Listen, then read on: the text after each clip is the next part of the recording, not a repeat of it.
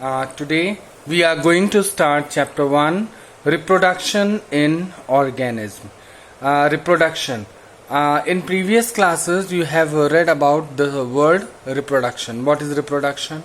Reproduction is the process in which plant organism reproduce its offspring. ठीक है, means reproduction क्या होता है कि ऑर्गेनिज्म जो है वो अपने ही समान मिलती जुलती संतान की उत्पत्ति करता है, तो ये है रिप्रोडक्शन कहलाता है. तो it is very important process that all living organism do. Understood?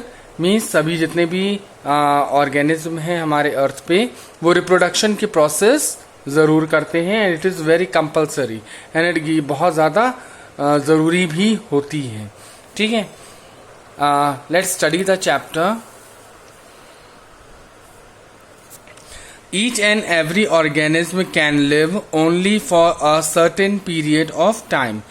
हमारे अर्थ पे जितने भी ऑर्गेनिज्म हैं एक सबका एक टाइम पीरियड होता है कि उनकी एक आयु निश्चित होती है कि इसी निश्चित आयु तक वो लोग क्या करते हैं, हमारे अर्थ पे रहते हैं. The period from birth to the natural death of an organism represent its life span.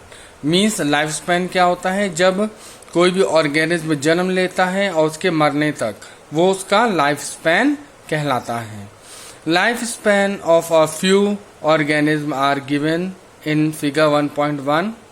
Several organisms are drawn for which you should find out their lifespans and write in their spaces provided. अब ये figure में दिया है, अब इसको हम देखेंगे कि कई जानवर हैं उनके लाइफ स्पैन्स दिए हैं और कई जानवरों के लाइफ स्पैन आपको भरने भी हैं, वो हम बताएंगे भी. Examine the lifespans of organism represented in the figure 1.1.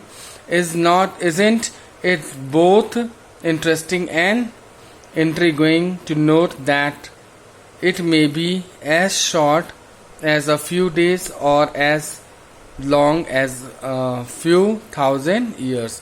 अब जो चार्ट है उसमें जो दिया हुआ है लाइफ स्पैन, उसमें आपको ये जान करके बहुत अचंभित होंगे कि कुछ ऑर्गेनिज्म हैं जिनका जो लाइफ स्पैन है बहुत कम होता है, बहुत शॉर्ट डेज के लिए वो जीवित रहते हैं, और कुछ ऐसे ऑर्गेनिज्म हैं जिनका लाइफ स्पैन बहुत ज्यादा है. ठीक है, थाउजेंड्स ईयर्स तक भी है. ठीक है, between these two extremes are the life span of most other living organism. You may note that lifespans of organisms are not necessarily correlated with their sizes. अब जो लाइफ स्पैन्स होते हैं ये उनके साइजेस, जो उनके बॉडी साइज है उससे कोरिलेट नहीं करता है. The sizes of crows and parrots are not very different, yet their lifespans show a wide difference.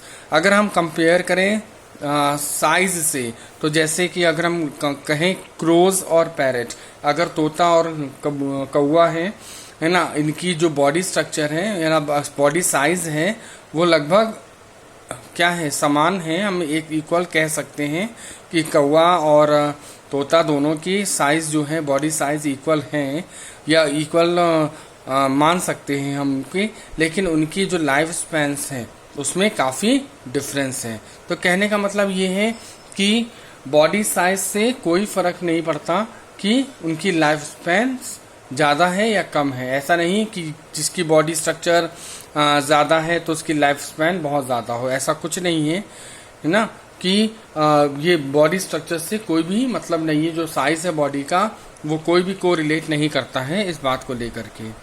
Similarly a mango tree has a much shorter lifespan as compared to a people tree. यानी कि अगर हम बात करें mango tree की, तो mango tree की जो लाइफ स्पैन है वो कम होती है अगर हम कंपेयर करें पीपल ट्री से. What ever be the life span, death of every individual organism is a certainty. यानी कि जो मृत्यु है वो क्या है, ये निश्चित है। यानी कोई भी ऑर्गेनिज्म अगर उसने बर्थ लिया है तो उसकी डेथ होनी भी क्या है, निश्चित रहती है।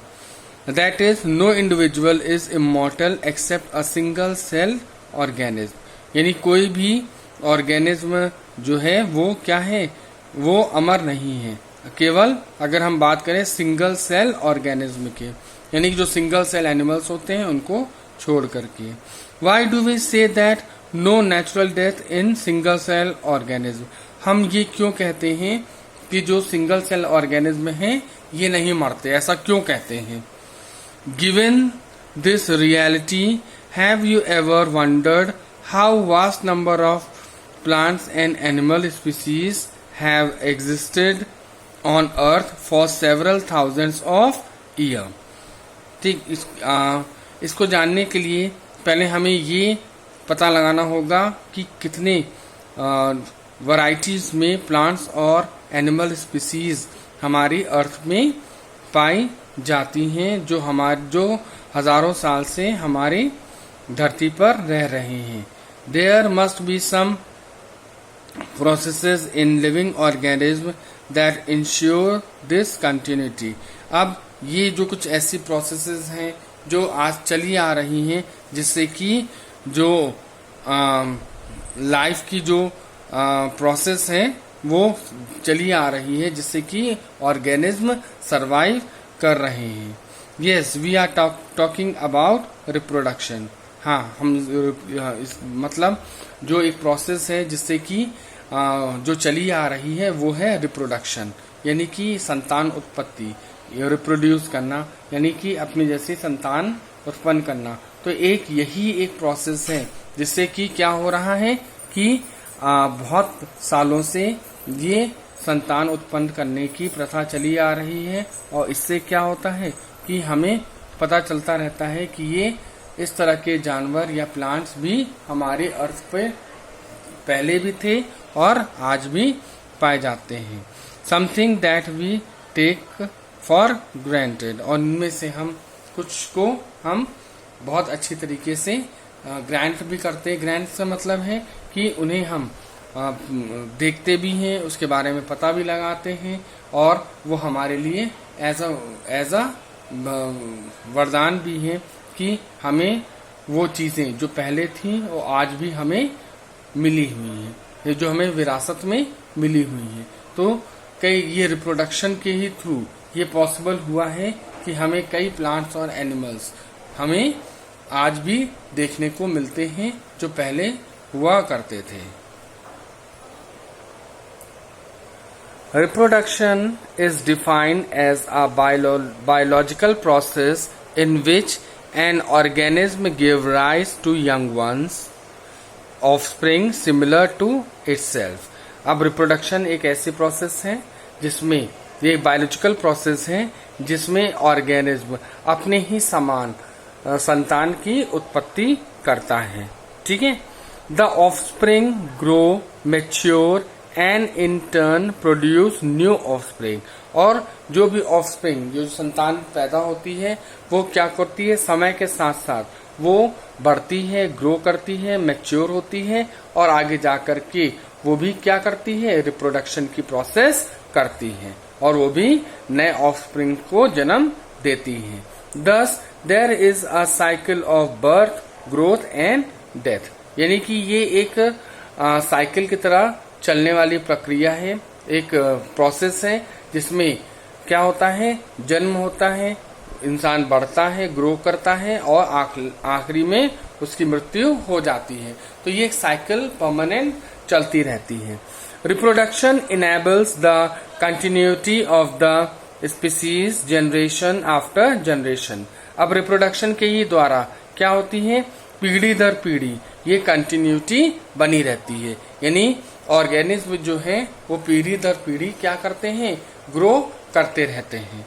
ठीक है, you will study letter in chapter 5 principle of inheritance and variation, how genetic variation is created and inherited during reproduction. अब ये आगे चैप्टर 5 है जिसमें ये आपको प्रिंसिपल ऑफ इनहेरिटेंस पढ़ाया जाएगा, जिससे कि ये पता चलेगा कि पीढ़ी दर पीढ़ी वो कौन से ऐसे चेंजेस हैं जो होते रहते हैं ऑर्गेनिज्म में, ठीक है, जिसके कारण जो आने वाली जनरेशन्स हैं और जो जनरेशन्स हैं उनमें हमें बदलाव देखने को मिलते हैं।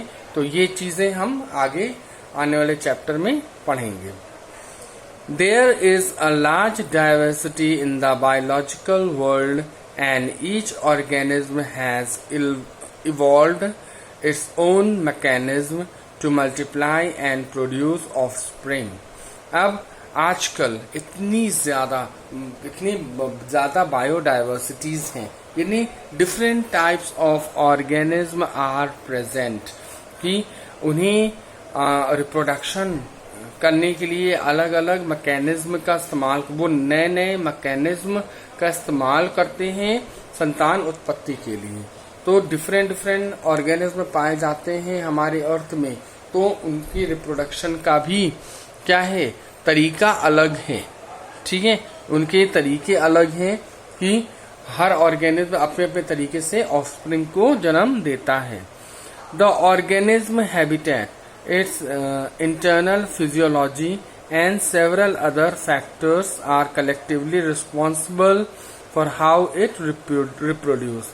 कई ऐसे फैक्टर्स होते हैं, कई ऐसे हैबिटेट आदतें होती हैं, इंटरनल फिजियोलॉजी होती है जो कि संतान उत्पत्ति में ज़रूरत पड़ती है, ठीक है। तो ऐसी कई चीज़ें होती हैं, कई फैक्टर्स होते हैं जिनकी मदद से क्या होता है, संतानें उत्पन्न होती हैं, ठीक है, ये रिप्रोडक्शन की प्रोसेस चलती है। बहुत से ऐसे फैक्टर्स होते हैं जो ऑर्गेनिज्म की हेल्प करते हैं रिप्रोडक्शन में। Based on whether there is a participation of one organism और two in the process of reproduction. अब ऑर्गेनिज्म में कभी कभार एक ही ऑर्गेनिज्म होता है जो रिप्रोडक्शन की प्रोसेस पूरी करता है, या कई ऐसी रिप्रोडक्शन की प्रोसेस होती हैं जिनमें दो ऑर्गेनिज्म मिल करके रिप्रोडक्शन की प्रोसेस करते हैं, ठीक है। It is of two types. अब इस हिसाब से रिप्रोडक्शन क्या है, दो तरीके का होता है। When offspring is produced by a single parent with or without the involvement of gamete formation, the reproduction is asexual। Means asexual reproduction अगर हम कहें तो इसमें केवल एक सिंगल पेरेंट की आवश्यकता होती है और इसमें किसी भी तरह का गैमीट फॉर्मेशन नहीं होता है, ठीक है। तो एक ऑर्गेनिज्म है, उसी से क्या हो रहा है, ऑफस्प्रिंग जन्म ले रहा है, तो इसे हम एसेक्सुअल रिप्रोडक्शन कहते हैं। When two parents opposite sex participate in the reproductive processes and also involve fusion of male and female gametes, it is called sexual reproduction। यानी कि जब दो ऑर्गेनिज्म जिनके सेक्स अलग अलग है, यानी कि एक फीमेल है और एक फीमेल है, जब दो ऑर्गेनिज्म मेल और फीमेल आपस में मिलते हैं, गैमेट फॉर्मेशन होता है और वो फ्यूजन होता है, फ्यूजन करने की प्रोसेस भी होती है।